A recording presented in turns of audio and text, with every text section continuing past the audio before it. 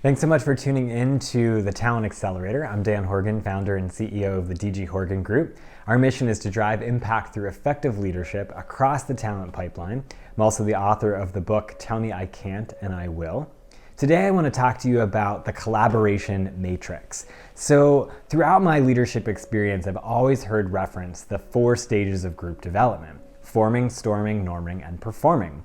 Recently, I came across a great article talking about the collaboration matrix, this idea of the 3 C's: cooperation, coordination, and collaboration. So having spent about 17 years in the nonprofit and for-profit fields, one of the things that I have found really interesting is that so many times we're expected to work in teams, but so rarely have we ever taken the time to really study what it takes to work effectively in groups. So even just think back to when you were in college or when you were even in high school and your teachers assigned you to a group to do a group project, right? They didn't teach you how to work effectively in a group. They just told you what the assignment was and expected by the deadline that you would deliver your work. So one of the things that I dreaded was the fact that whenever those group assignments would unfold, at the end of the day, I would be the one that did the majority of the work because I recognized that my grade depended on it. Had I been taught how to effectively work with teams, I may have approached the situation differently. I may have been equipped with the knowledge and the skills to be able to engage my fellow teammates in a different capacity. We would have, for example, had the opportunity maybe to step back and identify what each other's strengths were, what each other's experiences were around whatever the project or whatever the assignment may have been, and we really could have leveraged those experiences and that knowledge in a different way than maybe the judgments that we made about each other, either not caring or being too involved in the project or too concerned with the grade at the end of the day. So let's get back to the 3 C's. So the 3 C's are talking about, again, cooperation, coordination, and collaboration. And I love the concept of the collaboration matrix because I really think it articulates what teams often go through.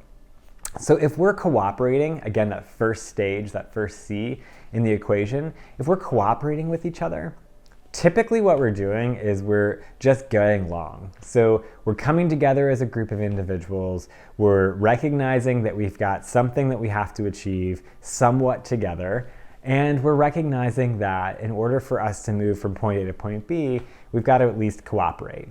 It's a very transactional relationship. You ask me for X and I'll give it to you, or we'll renegotiate to get to a place that everyone's happy. So a lot of teams sort of get stuck in that sense of cooperation. When I worked in nonprofits, one of the things I saw all the time was, when grant deadlines came up, you would have a CEO or an executive director of one nonprofit calling another one, asking for a letter of support or a letter of partnership agreement. And again, it was one of those things where you cooperated because you were in maybe the same shoes at some point and needed something very similar. And so you would write the letter of support or you would write the partnership agreement letter and send it off and probably never hear from them again, whether they got the grant or not. Again, it was a very transactional type of relationship. The second, in terms of coordination, is as individuals who are working together, we start to realize that we might need some procedures, we might need some standards, or we might just need some guidelines for how we work effectively together.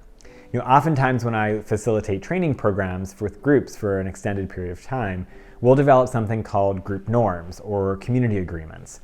And these are just simple guidelines that help us as a team, if we're going to work together, articulate what it is that we all need individually and collectively to be able to work effectively together. So things that surface might include, I need everybody to listen with an open mind.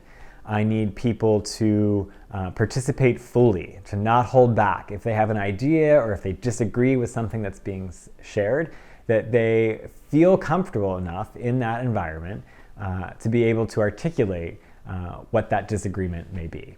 Right? So those are examples of group norms or community agreements. And again, in that coordination stage, that second C, we start to develop that sense of understanding about how we're going to work together. So the guidelines start to surface and we start to put some protocol to our work, which ultimately not only makes us more effective, it also makes us more efficient in getting from point A to point B.